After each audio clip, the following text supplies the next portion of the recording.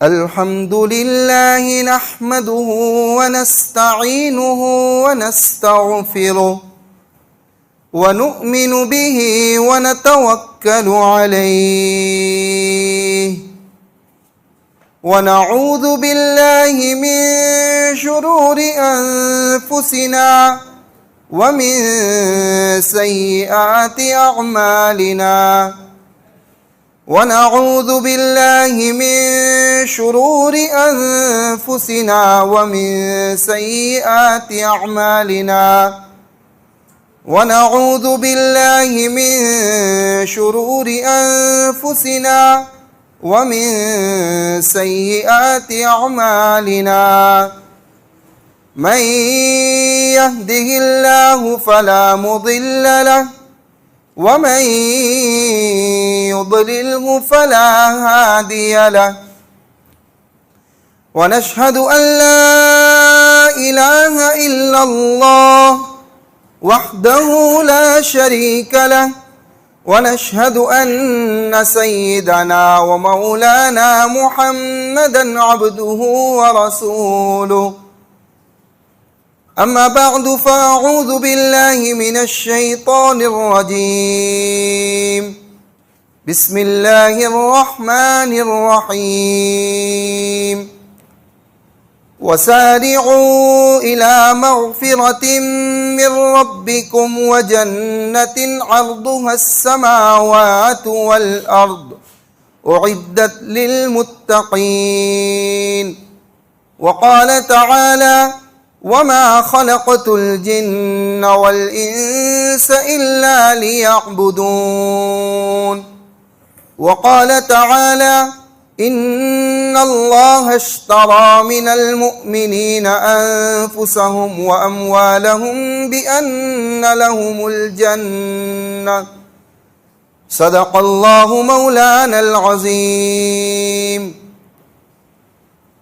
وكان يدعو النبي صلى الله تعالى عليه وسلم اللهم بارك لنا في رجب وشعبان وبلغنا رمضان وصدق رسوله النبي الأمي الهاشمي الكريم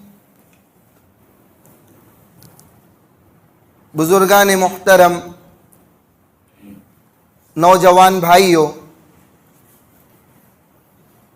قرآن کریم کی مختلف جگہوں سے 3 آیات اور نبی کریم صلی اللہ تعالی علیہ وسلم کا ایک قیمتی فرمان، بلکہ آپ صلی اللہ تعالی علیہ وسلم کی ایک قیمتی دعا آپ حضرات کے سامنے نقل کی۔ دعا فرمائیں اللہ تبارک و تعالی کارآمد اور مفید باتیں کہلوا دے، سب سے پہلے مجھے پھر ہم تمام کو کہی جانے والی باتوں پر عامل بنا دے۔ بزرگوں اور دوستو، یہ جو مہینہ چل رہا ہے اور اللہ تبارک و تعالی نے اشہر حرم کے اندر اس کا شمار فرمایا ہے، یعنی عظمت والے مہینے میں، فضیلت اور برکت والے مہینے میں اس مہینے کا بھی شمار فرمایا۔ نبی کریم صلی اللہ تعالی علیہ وسلم کا کیا معمول تھا؟ تو آپ صلی اللہ تعالی علیہ وسلم جب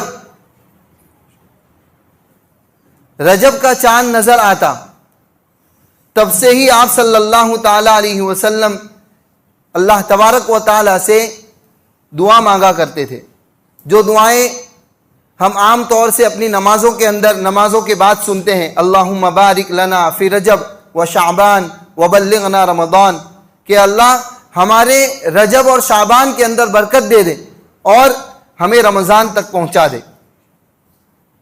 اللہ کے نبی صلی اللہ تعالی علیہ وسلم اس دعا کے ذریعے تعلیم دے رہے ہیں۔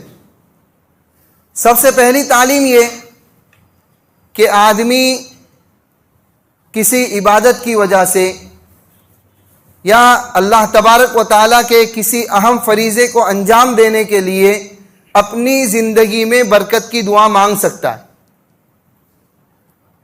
جیسے حج کرنا ہے، عمرہ کرنا ہے، یا بچی کی شادی کے ایام متعین ہیں، قریب ہیں، یا کوئی اور اللہ تبارک و تعالیٰ کا فریضہ انجام دینا ہے، یا رمضان کا مہینہ آنے والا ہے، تو اللہ کے نبی صلی اللہ تعالیٰ علیہ وسلم کی تعلیم ہے کہ بندہ اپنی زندگی کی برکت کی دعا مانگ سکتا ہے، اپنی زندگی کی طوالت کی دعا مانگ سکتا ہے کہ یا اللہ تو نے مجھے زندگی دی اور زیادہ زندگی دے دے تاکہ میں تیرے اس فریضے کو انجام دے سکوں، تاکہ میں بحسن خوبی تیرا یہ فریضہ انجام دے دوں۔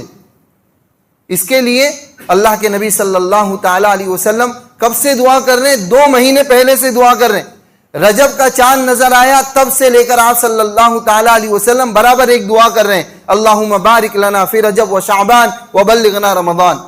جیسے عمرہ کرنے جانے والا آدمی اور حج کرنے جانے والا آدمی جب ممبئی ایئرپورٹ سے، احمد آباد ایئرپورٹ سے جب وہ احرام باندھتا ہے تو اس کے لیے سب سے بہتر دعا بتائی گئی، اس کے لیے سب سے بہتر چیز یہ بتائی گئی کہ وہ یہی پڑھتا رہے، لبیک اللہم لبیک، میں حاضر ہوں اے اللہ میں حاضر ہوں۔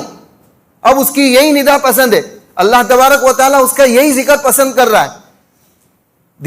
انسانی دماغ کہتا ہے ایک بار کہہ دیا کافی ہے، اللہ تعالیٰ کہتا ہے، ہماری شریعت کہتی ہے نہیں، بار بار کہیں، چاہت دکھا، اپنی طلب دکھا، اپنی خواہش کو ظاہر کر۔ تیرے اندر کتنی زیادہ خواہش ہے اللہ کے گھر کو دیکھنے کی، نبی کے روضے مبارک کو دیکھنے کی، نبی کی مسجد کو دیکھنے کی، اور اللہ کے گھر کو اور کعبۃ اللہ کے غلاف کو اور کعبۃ اللہ کی در و دیوار کو دیکھنے کی تیری کتنی تمنا ہے، کتنی چاہت ہے، اتنے ظاہر کر۔ فلائٹ میں بیٹھے تب بھی یہی، سفر کی دعا پڑھ لی اس کے بعد یہی دعا سب سے زیادہ افضل، اس کا ذکر سب سے بہترین افضل یہی بتایا کہ وہ یہی پڑھتا رہے۔ اسی طریقے سے نبی کریم صلی اللہ تعالیٰ علیہ وسلم تعلیم دے رہے ہیں کہ جب رجب کا چاند نظر آئے، شعبان کا چاند نظر آئے، تم کو یہی دعا کرتے رہنا ہے، اللہم بارک لنا فی رجب و شعبان وبلغنا رمضان، اے اللہ ہمارے رجب اور شعبان میں برکت دے اور ہم کو رمضان تک پہنچا دے۔ رمضان کو ایک دم بہت کم ایام باقی ہیں، لیکن ہمارے ظاہری اعتبار سے کوئی زیادہ ہمارے اندر تبدیلی نظر نہیں آ رہی۔ اللہ کے نبی صلی اللہ تعالیٰ علیہ وسلم رجب اور شعبان کے اندر اتنی کثرت سے روزے رکھا کرتے تھے کہ ماں عائشہ صدیقہ رضی اللہ تعالیٰ عنہ فرماتی ہیں کہ میں نے آپ صلی اللہ تعالیٰ علیہ وسلم کو بقیہ مہینوں میں اتنی کثرت سے روزے رکھتے نہیں دیکھا جتنی کثرت سے اور جتنے زیادہ روزہ آپ صلی اللہ تعالیٰ علیہ وسلم ان ایام میں رکھتے تھے۔ کیوں؟ تاکہ اللہ تبارک و تعالیٰ کا جو فریضہ ہے، رمضان المبارک کے روزے فرض ہیں، اللہ تبارک و تعالیٰ نے جن کو فرض قرار دیا ہے وہ کما حق کہو ادا کرنے والا بن جاؤں۔ اللہ کے نبی سے زیادہ کون حق ادا کر سکتا ہے؟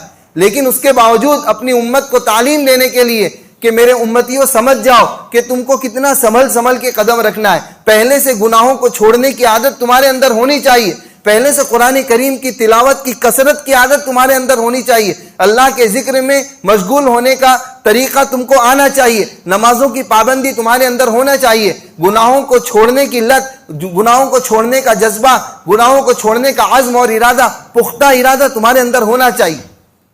کیوں؟ اس لیے کہ عام مسئل مشہور ہے اور ہم عام طور سے دیکھتے ہیں، اکثر حضرات گاڑی چلاتے ہیں وہ جانتے ہیں کہ جب ہم کو کسی 4 رستے پر بریک لگانا ہے، کسی منزل پر جا کر گاڑی کو روکنا ہے تو اس سے پہلے ہی ہم اپنے کلچ کو کور کرنے لگ جاتے ہیں، اپنے گیئر کو کم کرنے لگ جاتے ہیں، اپنی گاڑی کی سپیڈ کو 40 کے اندر 20 کے اندر لانا شروع کر دیتے ہیں۔ کیوں؟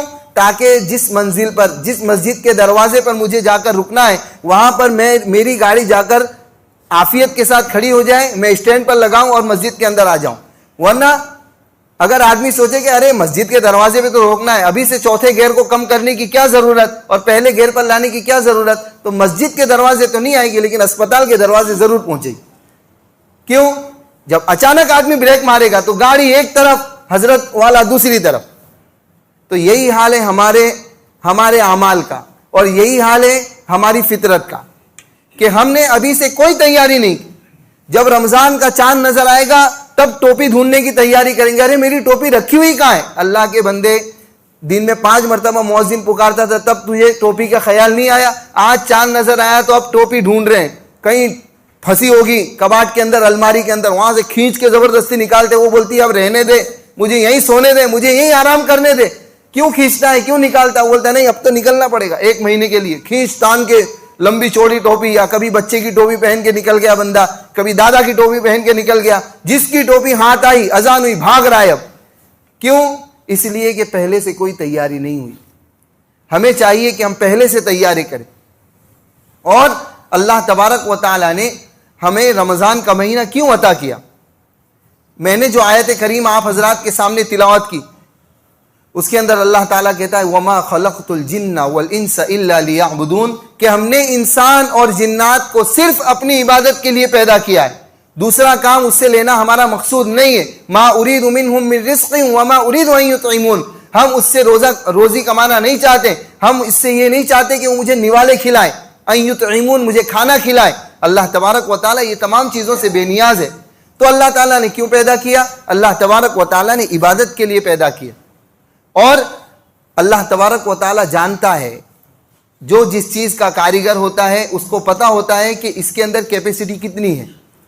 اس کے ہی اعتبار سے کمپنی اس چیز کی وارنٹی اور گارنٹی دیتی ہے. کسی کے وہاں پنکھا لینے جائیں، کسی کے یہاں لائٹ لینے جائیں، کسی کے یہاں موٹر لینے جائیں، اس موٹر کی کمپنی کو پتا ہے، اس گاڑی کی کمپنی کو پتا ہے کہ 2 سال تک تو یہ گاڑی مچکے گی نہیں، برابر چلتی رہے گی، اس کے اندر کوئی بڑا خرچہ آنے والا نہیں ہے. ذرا آئلنگ گریسنگ کر دی، گاڑی چلتی رہے گی، مشین چلتی رہے گی، موٹر چلتی رہے گی، پنکھا چلتا رہے گا، اور جو بھی الیکٹرانک چیز ہے وہ چلتی رہے گی. کمپنی کو پتا ہے کہ 1 سال تک یہ ناٹک نہیں کرے گی، 2 سال تک یہ ناٹک نہیں کرے گی، اس کے بعد اس کے اندر خرچہ آئے گا، اس کے بعد اس کے اندر بگاڑ پیدا ہوگا، اس کے بعد اس کے اندر بگڑنے کی ابتدا ہوگی. تو کمپنی اتنی ہی مہلت دیتی ہے، کمپنی اتنا ہی بتاتی ہے جتنا کہ اس کے اندر طاقت ہے. اسی طریقے سے اللہ تبارک و تعالی ہمارے کاریگر ہیں، ہمارے پالنہار ہیں، ہم کو پیدا کرنے والے ہیں. اللہ کی ذات سے زیادہ علم رکھنے والا کوئی نہیں، وہ تو علیم بذات الصدور ہے، وہ تو دلوں کی باتوں کو جاننے والا ہے. اللہ تبارک و تعالی جانتا ہے کہ میں نے اپنے بندے کو پیدا کیا، وہ 11 مہینے دنیا کی بھاگ دوڑ میں لگا رہے گا. اللہ تبارک و تعالی جانتا ہے کہ میرا بندہ میرے احکام صحیح طریقے سے پورے نہیں کرے گا، میرا بندہ صحیح طریقے سے نمازیں نہیں پڑھے گا، میرا بندہ کبھی الٹے سیدھے دھندے کر بیٹھے گا. اللہ تبارک و تعالیٰ نے اسی لیے 1 مہینہ رکھ دیا تاکہ اس مہینے کے اندر بندہ عبادت کرے، روزے رکھے. 11 مہینے جو کچھ کھایا پیا، خوب کھایا پیا. حضرت شیخ رحمۃ اللہ علیہ نے فضائل رمضان کے اندر یہ ساری باتیں بیان کی ہیں کہ 11 مہینے کس طریقے سے آدمی چل رہا ہے. اللہ تبارک و تعالیٰ 1 مہینہ کہہ رہا ہے کہ میرے بندے جب میں کھاؤں تبھی تجھے جب میں کھلاؤں تبھی تجھے کھانا ہے، جب میں تجھے بھوکا رہنے کا حکم دوں تو تو بھوکا رہنا شروع کر دے، پھر جب میں تجھے حکم دوں، جب مؤذن صاحب وصل بجا دے، جب مؤذن صاحب اذان دے دے، جب مغرب کا اعلان ہو جائے، سورج کے غروب ہونے کا اعلان ہو جائے، پھر سے تجھے کھانا ہے. لیکن کتنا کھانا ہے؟ کم مقدار میں کھانا ہے، تھوڑا کھانا ہے، تاکہ تیرے اندر وہ ایمانی جذبہ باقی رہے، ایمان کی نورانیت آ جائے، اور 11 مہینوں کے لیے پھر سے تو تیار ہو جائے، تاکہ شیطانی حملے اور نفس کے حملے جو تیرے اوپر ہو رہے ہیں، جو نفس کی شرارت اور نفس کی اور شیطان کے حملے جو تیرے اوپر ہو رہے ہیں، اس کا مقابلہ کرنے کی طاقت اور سکت تیرے اندر آ جائے. تو اللہ تبارک و تعالیٰ نے ہمیں انسانوں کو اور جنات کو اپنی عبادت کے لیے پیدا کیا ہے. ایک ہے عبادت بالواسطہ، ایک ہے عبادت بلا واسطہ. عبادت بالواسطہ، عبادت بلا واسطہ. بلا واسطہ عبادت یعنی اس میں کوئی تال میل نہیں ہے، کرنا ہی پڑے گا، ہر بندے کو کرنا ہی پڑے گا. جیسے اللہ کے نبی صلی اللہ تعالی علیہ وسلم نے فرمایا بنی الاسلام علی 5 شہادت اللہ الہ الا اللہ وان محمد رسول اللہ واقام الصلاۃ وایتاء الزکاۃ وصوم رمضان وحج البیت. 5 چیزیں اسلام کی بنیادی چیزیں. سب سے پہلے کلمہ پڑھنا، دوسرے نمبر پر نماز کو قائم کرنا، تیسرے نمبر پر زکوٰۃ وغیرہ ادا کرنا، چوتھے نمبر پر روزہ رکھنا، رمضان کے روزوں کو ادا کرنا، 5ویں نمبر پر اگر اللہ تبارک و تعالیٰ نے من استطاع الیہ، اگر اس کے اندر اللہ تبارک و تعالیٰ نے اتنی مالی حیثیت دے دی ہے تو اس کے لیے حج کرنا. تو یہ چیزیں جو ہیں یہ بنیادی چیزیں، اور یہ عبادت بلا واسطہ ہے، اس کے اندر کوئی واسطے کی ضرورت نہیں ہے، کرنا ہی پڑے گا ہر بندے کو. اللہ تبارک و تعالیٰ نے یہ عبادتیں ایسی بنائی ہیں کہ بندے کو اذان ہو گئی، نماز کا وقت آ گیا، نماز پڑھنی ہی پڑے گی. اب کوئی قسم کا بہانہ اور کسی قسم کا عذر اللہ تبارک و تعالیٰ کی یہاں قبول نہیں ہے، اللہ تبارک و تعالیٰ کی بارگاہ میں قبول نہیں ہے. اسی طریقے سے رمضان کے روزوں کا بھی معاملہ ہے. اور عبادت بالواسطہ جو ہے ان کو اگر بندہ کرتا ہے تو ثواب ملتا ہے، نہیں کرتا تو کوئی گناہ نہیں ہوتا. وہ کیسی عبادت؟ جیسے کسی مریض کوئی بیمار آدمی ہے اس کو اسپتال تک پہنچا دیا, کسی کو دوا دلانے کی ضرورت پڑی اس کو دوا دلا دی, کسی کو نفلی صدقہ دینے کی ضرورت پڑی نفلی صدقہ ڈال دیا, کبھی کسی کوئی راہگیر راستہ بھٹکا ہوا ہے اس کو صحیح راستہ بتا دیا. یہ عبادت بالواسطہ ہے. اس کے اندر اگر آدمی نیت کرتا ہے کہ میری نیت یہ ہے کہ اللہ تبارک و تعالیٰ مجھ سے راضی ہو جائے, اللہ تبارک و تعالیٰ کی خوشنودی, اللہ تبارک و تعالیٰ کی رضامندی حاصل کرنا چاہتا ہوں, میں اپنی بیوی سے پیار اس لیے کر رہا ہوں, میں اپنی اولاد کو اس لیے اچھا اچھا کھلا رہا ہوں, میں اپنی اولاد کو اچھا اچھا اس لیے پہنا رہا ہوں, میں اپنی بیوی کی ہر ضرورت کو اس لیے پورا کر رہا ہوں تاکہ میرا رب راضی ہو جائے. ویسے تو نکحتھا وقبلتھا کہنے کی وجہ سے اس کے احکام, اس کے حقوق ہمارے اوپر لازم ہو ہی گئے, لیکن جب بندہ نیت کر کے کرتا ہے تو اس کو اس کا ثواب بھی ملتا ہے کہ بندہ اپنی بیوی کے حقوق ادا کر رہا ہے, اپنی بیوی کی ضرورتیں پوری کر رہا ہے, اپنے بچوں کی ضرورتیں پوری کر رہا ہے. اگر وہ نیت کر کے کام کرے تو اللہ تبارک و تعالیٰ اس پر ثواب بھی دیتا ہے. تو یہ عبادت بالواسطہ کی نیت کرے گا, واسطہ ہو جائے گا نیت کا, تو اللہ تبارک و تعالیٰ اس کو ثواب, اس کا الگ سے ثواب ملے گا ایکسٹرا, کہ میرا بندہ میری رضامندی کے لیے کام کر رہا ہے, اپنے گھر والوں کو راضی کر رہا ہے تاکہ میں راضی ہو جاؤں. تو اللہ تبارک و تعالیٰ نے دونوں قسم کی عبادتوں کو ہمارے اوپر لازم کیا ہے. فرشتوں کو اب سوال پیدا ہوتا ہے کہ بھوکا رکھ کے اللہ کو کیا ملتا ہے, اور اللہ تبارک و تعالیٰ ہم سے عبادتیں کیوں کروا رہا ہے.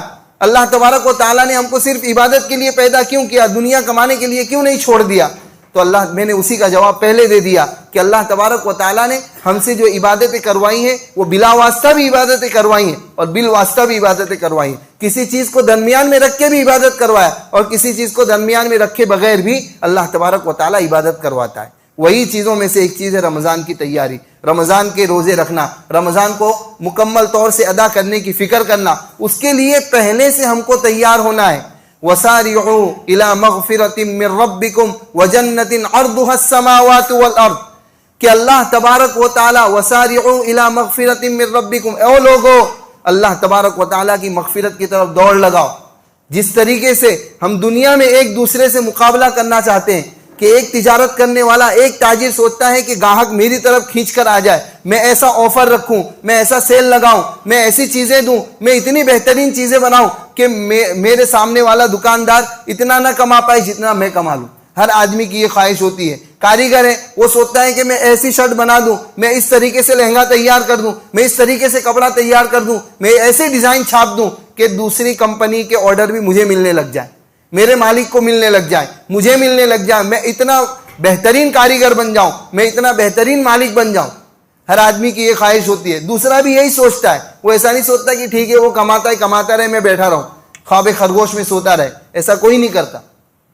تو اللہ تبارک و تعالیٰ کہتا ہے جس طریقے سے دنیا میں تم ایک دوسرے سے آگے بڑھنے کی فکر کر رہے ہو, جس طریقے سے تم دنیا کے معاملے میں اور دنیاوی امور کے اندر اور دنیاوی تجارتوں کے اندر اور دنیاوی کاروبار کے اندر تم ایک دوسرے سے آگے بڑھنے کی فکر کر رہے ہو, ایک دوسرے سے آگے بڑھنے کی فکر میں لگے ہوئے ہو, رات دن یہی فکر کہ میرا کاروبار کیسے چلنے لگ جائے, میری تجارت کیسے ترقی کرنے والی بن جائے, اور میں کس طریقے سے نوکر سے مالک بن جاؤں, اور مالک سوچ رہا ہے میں کس طریقے سے 50 نوکروں کے مقابلے میں 100 نوکروں کا مالک بن جاؤں, 100 والا سوچ رہا ہے میں 500 کا مالک بن جاؤں, ایک کارخانہ آباد ہے میں دوسرے 2-3 کارخانے آباد کر لوں. ہر آدمی کی جس طریقے سے یہ فکر ہوتی ہے, ایسے ہی اللہ تبارک و تعالیٰ کہتا ہے کہ میری مغفرت کی طرف بھی دوڑ لگاؤ, میری مغفرت کے معاملے میں بھی ایک دوسرے سے آگے بڑھنے کی کوشش کرو. وَسَارِعُوا إِلَى مَغْفِرَةٍ مِّن رَبِّكُمْ, اپنے رب کی مغفرت کی طرف دوڑ لگاؤ. وہ بندہ 30 دن میں قرآن ختم کرتا ہے, میں 20 دن کی کوشش کروں, پھر 20 دن پہ آیا تو اپنے دنیا کے معاملے میں اللہ کے نبی صلی اللہ تعالی علیہ وسلم کا فرمان جو ہماری ہر زخم کی دوا ہے کہ دنیا کے معاملے میں اپنے سے نیچے والے کو دیکھو اور دین کے معاملے میں اپنے سے اوپر والے کو دیکھو. ارے میں فرض تو پڑھ لیتا ہوں نا, کافی ہے. نہیں, وہ دوسرا بندہ ہے, وہ سنت غیر موقدہ بھی پڑھ رہا ہے, سنت موقدہ بھی پڑھ رہا ہے, مہینے میں اتنی مرتبہ تہجد بھی پڑھتا ہے, اوابین بھی پڑھ رہا ہے, چاشت بھی پڑھ رہا ہے, طرح طرح کی نفل نمازیں پڑھ رہا ہے, ذکر کر رہا ہے, فکر کر رہا ہے, اللہ کی یاد میں کھویا رہتا ہے, قرآن کریم کی تلاوت کر رہا ہے. ہم نے جتنا کر لیا اتنے میں خوش اور مست ہو جانے کی ضرورت نہیں ہے. اپنے سے آگے بڑھنے والے کی کوشش کرو, اپنے سے آگے بڑھنے والے کو دیکھیں کہ عبادت کے اندر وہ کتنا آگے بڑھ رہا ہے. ابھی سے عادت بنائیں گے تو قرآن کریم بھی بہترین پڑھنے والے بن جائیں گے. ابھی سے قرآن کریم کی عادت بنائیں, ابھی سے ذکر کرنے کی عادت بنائیں, ابھی سے نماز پڑھنے کی عادت بنائیں. کیوں؟ اس لیے کہ جہاں اللہ تبارک و تعالیٰ نے رمضان کے مہینے میں نفل عبادت کرنے پر فرض کا ثواب رکھا ہے، وہیں پر اگر کوئی بندہ اس مہینے میں گناہ کرے تو اللہ تبارک و تعالیٰ کا عذاب بھی اتنا سخت ہو جاتا ہے۔ ایک آدمی مسجد کے باہر گالی دے رہا ہے، ایک آدمی مسجد کے باہر کسی کو دھوکہ دے رہا ہے، ایک آدمی مسجد کے باہر چوری کر رہا ہے، ایک آدمی مسجد کے باہر جھوٹ بول رہا ہے، ایک آدمی مسجد کے باہر کسی سے جھگڑا کر رہا ہے، اس کو گناہ تو ہے، حرام کام تو کر رہا ہے، لیکن وہی کام اگر وہ مسجد کے اندر کرنے لگ جائے تو 4 آدمی اس کو بولنے والے کھڑے ہو جائیں کہ بھائی اللہ کے گھر میں تو دیکھ یار، ذرا تو سمجھ، ذرا تو عقل رکھ کہ اللہ کے گھر میں تو چوری کر رہا ہے، اللہ کے گھر میں تو غیبتیں کر رہا ہے، اللہ کے گھر میں تو موبائل چلا رہا ہے، اللہ کے گھر میں تو گانے سن رہا ہے، اللہ کے گھر میں تو گالیاں دے رہا ہے، اللہ کے گھر میں تو ایسے غلط کام کر رہا ہے۔ دونوں میں فرق ہے کہ نہیں؟ اسی طریقے سے اللہ تبارک و تعالیٰ کا رمضان کا مہینہ اور اللہ تبارک و تعالیٰ کے دیگر مہینوں کے اندر بھی فرق ہے کہ جس طریقے سے نیکیوں کا ثواب بڑھ جاتا ہے، اسی طریقے سے گناہوں کی شدت بھی بڑھ جاتی ہے، گناہوں کی سختی بھی بڑھ جاتی ہے۔ تو اگر ہم ابھی سے عادت بنائیں گے، ابھی سے ہم اپنے گناہوں پر کنٹرول کرنا شروع کریں گے، ابھی سے ہم عبادتوں کے اندر چسکا لگائیں گے، ابھی سے ہم عبادتوں کے اندر آگے بڑھنے کی کوشش کریں گے، تبھی جا کر ہم رمضان کو صحیح طور پر وصول کرنے والے بنیں گے۔ ورنہ ہوتا کیا ہے، عام ماحول پورے سورت کا ماحول اور پوری دنیا کا تقریباً یہی ماحول ہے کہ پہلے دن جب چاند نظر آتا ہے تو ایسا لگتا ہے کہ مسجد اب سڑک تک پہنچانی پڑے گی، اور اوپر مسجد کے ٹرسٹیوں اور متولی حضرات کو فکر ہونے لگتی ہے کہ مسجد کی چھت کو اور بلند کرنا پڑے گا اور منزلیں چڑھانے پڑیں گے، اتنی پبلک، اتنے مسلمان، ہم کو پتہ ہی نہیں تھا کہ اتنے مسلمان ہمارے علاقے میں۔ لیکن جیسے ہی دوسرا روزہ ٹھیک ٹھیک، تیسرا روزہ ٹھیک ٹھیک، چوتھے روزے سے سمٹنا شروع ہو جاتی، اور رمضان کے آخر تک تو ایسا لگتا ہے کہ بھائی امام صاحب حاضر ہے کہ نہیں، مؤذن صاحب حاضر ہے، بس کافی ہے، مسجد کا حق ادا کرنے والے امام اور مؤذن ہم نے جن کو 6-7 ہزار روپے میں متعین کیا ہے وہ حقوق ادا کر رہے ہیں، باقی سب کی چھٹی۔ 27 کے بعد تو رمضان پتہ ہی نہیں چلتا، کیوں؟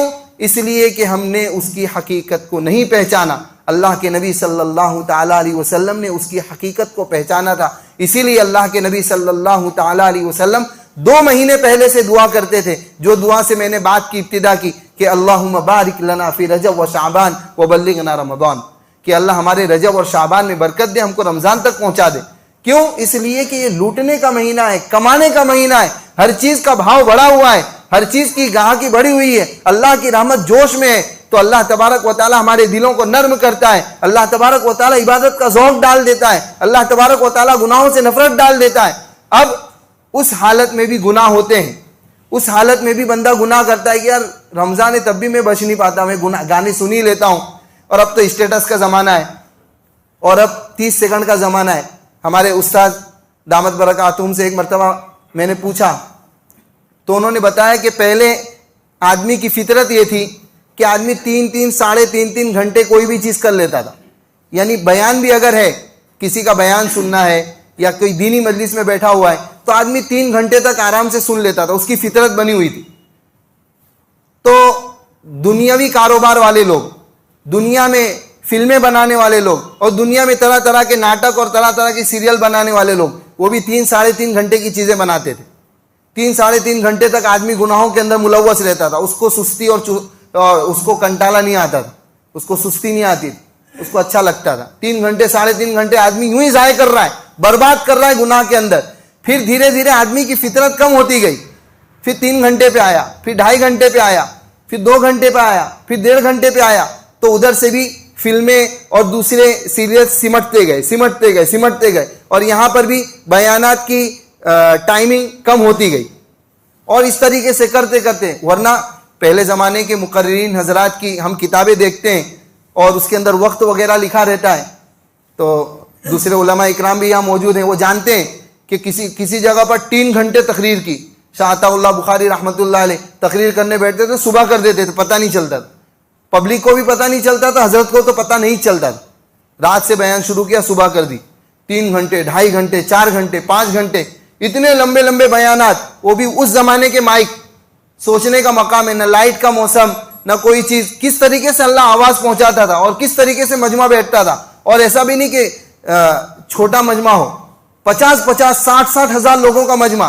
اللہ تبارک و تعالیٰ کی ذات، آواز بھی اللہ تعالیٰ پہنچاتا تھا، اور لوگ ایک آدمی بھی مجلس سے اٹھتا نہیں تھا۔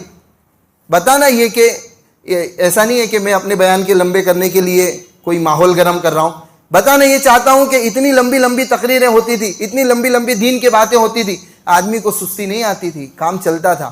پھر اس کے بعد ماحول سمٹتا گیا, آدمی کا ذہن سمٹتا گیا, 1 گھنٹہ ہوا, آدھا گھنٹہ ہوا, وہ چیز مزہ آتی تھی.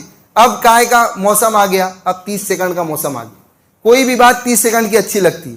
کسی بھی مولانا صاحب کا بیان ہو, کسی بھی مفتی صاحب کا بیان ہو, آدمی 30 سیکنڈ سنتا ہے, اس کے بعد آگے بڑھایا, لائک کرو, سبسکرائب کرو, فلانا کرو, ٹھکانا کرو, وہ سائڈ پہ رہ گیا. بس آدمی 30 سیکنڈ تک کوئی بھی بات سنتا ہے. گندی چیزیں بھی 30 سیکنڈ تک ہی سنتا ہے, اس سے زیادہ میں اس کو مزہ نہیں آتا. تو یہ چیزیں ایسی ہیں, اس نے ایسا گھر کر لیا ہے. چاہے ہمارے گھر کی مستورات کا معاملہ ہو, چاہے ہمارے نوجوانوں کا معاملہ ہو, چاہے اللہ معاف کرے بوڑھوں کا معاملہ ہو, چاہے بچوں کا معاملہ ہو, ہر آدمی وہ 30 سیکنڈ کے اوپر اپنے آپ کو ڈالے ہوئے. وہ سمجھ رہا ہے کہ میں گناہ کر ہی نہیں رہا ہوں, ارے یہ تو غلط آ گیا, آگے بڑھا دیا. تو وہ کوئی بھی چیز صحیح کے ساتھ ساتھ غلط چیزیں بھی بہت ساری آ جاتی ہیں, اور آدمی اس کے اندر وقت ضائع کر رہا ہے, اس کے اندر وقت برباد کر رہا ہے. عام طور پر مسجدوں کو جہاں تک رمضان کے اندر آباد کرنے کی فکر ہوتی ہے, سب سے زیادہ معاف کرنا, سب سے زیادہ بے حرمتی بھی رمضان کے موسم میں نوجوان کرتے ہیں. سب سے زیادہ بے حرمتی اگر مسجد کی ہوتی ہے تو وہ رمضان کے مہینے میں ہوتی ہے. کیوں؟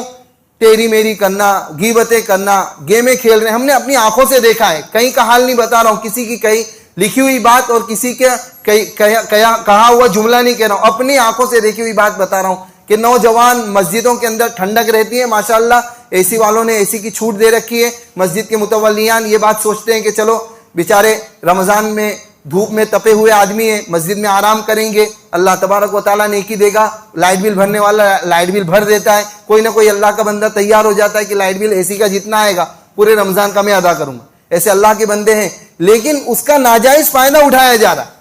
جو کام مسجد کے باہر گناہ والے تھے وہی گناہ والے کام مسجد کے اندر کیے جا رہے ہیں. ایک تو رمضان کا مہینہ, دوسرے اللہ کا گھر, تیسرے اللہ کا پاور استعمال ہو رہا ہے, وقف کا مال استعمال ہو رہا ہے. کہاں پر؟ گیم کھیل رہا ہے, اے سی کے سامنے لیٹ کر گیم کھیلنے کے اندر مشغول ہے. ایئر بڈس کان میں لگا لی, مسجد کے اندر لیٹے ہیں اور اسٹیٹس دیکھے جا رہے ہیں اور 30 سیکنڈ والی چیزیں دیکھی جا رہی. یہ سب گناہ والے کام ہیں. ابھی سے چھوڑنا پڑے گا, ابھی سے اس کو الوداع کہنا پڑے گا, ابھی سے موبائل کی عادت کم کرنی پڑے گی, ابھی سے گناہوں کو چھوڑنے کی عادت بنانی پڑے گی, ابھی سے نیکیوں کی طرف آگے بڑھنے کی کوشش کرنی پڑے گی, نیکیوں کا جذبہ اپنے دل میں پیدا کرنا پڑے گا. جب پیدا کریں گے تب جا کر رمضان کچھ حد تک وصول کر پائیں گے. قرآن کریم کی تلاوت کا یہ معاملہ ہے کہ ہم رمضان کے اندر 3 صفحے نہیں پڑھ پاتے, پورے رمضان ہو جاتا ہے. نوجوانوں سے پوچھتا ہوں تو بولتے ہیں مولانا ایک قرآن ختم نہیں ہوا مفتی صاحب, آدھا قرآن ہوا, بہت اٹک اٹک کے پڑھتا ہوں. کیوں اٹک اٹک کے پڑھ رہا ہے؟ اس لیے پڑھ رہا ہے کیونکہ رمضان سے رمضان شروع کر رہا ہے, بیچ درمیان میں پڑھنے کا موقع نہیں آیا.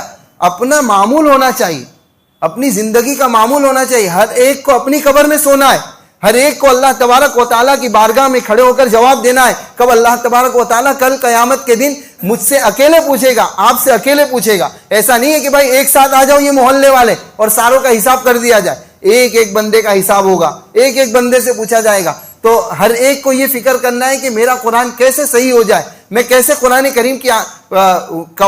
کریم کے پڑھنے میں میرے اندر روانی کیسے پیدا ہو جائے. اس کی فکر مجھے خود کرنا ہے, کوئی دوسرا نہیں آنے والا ہے. تو ابھی سے ہمارے اندر یہ عادتیں ہونی چاہیے, ابھی سے ہمیں یہ فکر ہونی چاہیے کہ میرا قرآن کیسے صحیح ہو جائے, میرا قرآن کیسے روانی کے ساتھ میں پڑھنے والا بن جاؤں, تاکہ رمضان میں کم از کم ایک قرآن تو ختم کروں. امام ابو حنیفہ رحمۃ اللہ علیہ, جن کے ہم فالوور کہلاتے ہیں, جن کے مسلک پر ہم چلتے ہیں اور جن کے مطابق, جن کے بتائے ہوئے طریقے کے مطابق ہم زندگی گزارتے ہیں, اپنے مسائل کو حل کرتے ہیں, ان کا معمول کیا تھا؟ رمضان کے موسم میں 60 قرآن ختم کر, 60 قرآن روزانہ, دن کا ایک, رات کا ایک. اور یہ تو بہت دور کا زمانہ ہو گیا نا, چلو ٹھیک ہے, وہ تو بہت پہلے والا زمانہ تھا, موبائل کا زمانہ نہیں تھا, ان کے پاس دوسرا کوئی کام نہیں تھا. اللہ کے بندو, اتنا بڑا تاجر آدمی کہ روزانہ ان کا کپڑے کا بیپار, روزانہ کپڑے آتے تھے, کپڑوں کا بیپار کرتے تھے, تب بھی اس کے باوجود ان کا یہ معمول تھا روزانہ ایک قرآن ختم کرے. بہت دور ہو گیا معاملہ, ٹھیک ہے, 300-400 سال پہلے کی بات کر رہا ہوں اس لیے سمجھ میں نہیں آئے. ابھی کی بات کروں کہ ہمارے ایک استاد محترم ہے قاری صاحب, کسی زمانے میں وہ سورت میں ہی رہا کرتے تھے, اب کسی جگہ مہاراشٹر وغیرہ میں چلے گئے. ان کا معمول پورے رمضان میں 30 قرآن ختم کرنے، پورے رمضان میں 30 قرآن. اس کے علاوہ تراویح کا الگ، یعنی 31-32 قرآن. اور ان کی چاہت یہ کہ میں 60 قرآن ختم کرنے والا بن جاؤں. دن رات ملا کر 1 قرآن بندہ روزانہ پڑھ رہا ہے، بہت ہے ہمارے لیے. اتنا بھی، یہ بھی عبرت کی نگاہ سے دیکھنے کے لیے بہت ہے. اور ہمارا کیا حال ہے؟ ہمارا حال یہ ہے کہ ہمارا روز کا 1 پارہ بھی نہیں ہوتا. ٹائم بہت ہے. رمضان میں صرف ہم نے ایک ہی چیز متعین کی، اپنا شیڈیول تبدیل کیا ہے، اپنا شیڈیول تبدیل کیا. فجر کے بعد سو جانے کا، کوئی بات نہیں، کوئی سے بات چیت کرنے کا نہیں. کیوں؟ نیند اڑ جائے گی. اس لیے اب ڈائریکٹ 12 بجے اٹھیں گے. یا تو بعض حضرات تو وہ جن کی ظہر بھی بستر کے حوالے ہو جاتی، 3-3:30 بجے اٹھیں گے آرام سے، پھر دیکھیں گے موڈ ہوا تو ظہر کی نماز پڑھیں گے، نہیں تو الوداع الوداع ماہ رمضان الوداع. جا 3-4 دن پڑھ لیے کافی ہے. ظہر گئی، اب کیا اثر پڑے گا بندہ جس نے ظہر کی نماز ہی نہیں پڑھی.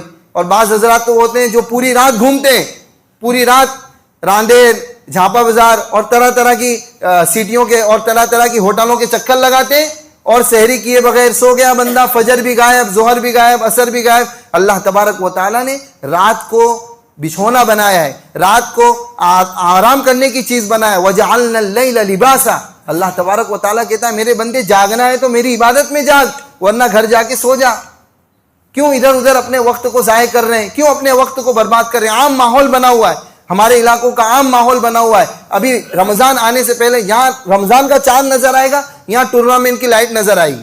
یعنی رمضان یعنی رات کو کرکٹ کھیلنے کا مہینہ، رمضان یعنی فل ریکٹ کھیلنے کا مہینہ. بچیاں، جوان بچیاں باہر نکل کر سڑکوں پر فل ریکٹ کھیل رہی، بد نظریاں ہو رہی ہیں، کسی کو کچھ پڑھی نہیں. ماں باپ بھی کہتے ہیں کیا ہے رمضان کا مہینہ، یعنی رمضان کا مہینہ فل ریکٹ کھیلنے کا مہینہ، رمضان کا مہینہ کرکٹ کھیلنے کا مہینہ. پورے مہینے میٹھی کھاڑی کی سڑکوں پر دیکھیں، پورے مہینے ہمارا نوجوان، لائٹیں جل رہی ہیں، بڑی بڑی لائٹیں لگا دی گئی، لوگوں کے کانچ پھوٹ رہے ہیں، لوگوں کی گاڑیوں کے کانچ پھوٹ رہے ہیں، لوگوں کو نقصان پہنچایا جا رہا ہے. چل رہی ہے ٹورنامنٹ. کیا ہے؟ رمضان کا مہینہ ہے. اللہ کے نبی صلی اللہ تعالی علیہ وسلم رمضان کا چاند نظر آتا اپنی لنگی کو کس لیتے ہیں عبادت کرنے کے لیے، اور ہم اپنی نائٹ پینٹ کس لیتے ہیں. کیوں؟ آرام کرنے کے لیے یا کرکٹ کھیلنے کے لیے، یا تو توندے بڑی کریں گے کھا کھا کے، مرغیاں ہضم کر کر کے. اللہ کے بندو، اللہ کے واسطے رمضان کو صحیح استعمال کرنے والے بنے، رمضان کے اوقات کو صحیح گزارنے والے بنے. قرآن کریم جیسا آتا ہے ویسا پڑھیں، ورنہ اللہ تبارک و تعالیٰ کا ذکر کرنے کے اپنے اوپر لازم کر لیں کہ مجھے 10,000 مرتبہ سبحان اللہ پڑھنا ہے، 10,000 مرتبہ الحمدللہ پڑھنا ہے، لا الہ الا اللہ پڑھنا ہے، اللہ اکبر پڑھنا ہے. جب تک ہم اس طریقے سے زندگی نہیں گزاریں گے اس وقت تک ہم کامیاب نہیں بن سکتے. اللہ تبارک و تعالیٰ کہیں سنی باتوں پر عمل کی توفیق نصیب فرمائے. آمین. وآخر دعوانا الحمدللہ رب العالمین.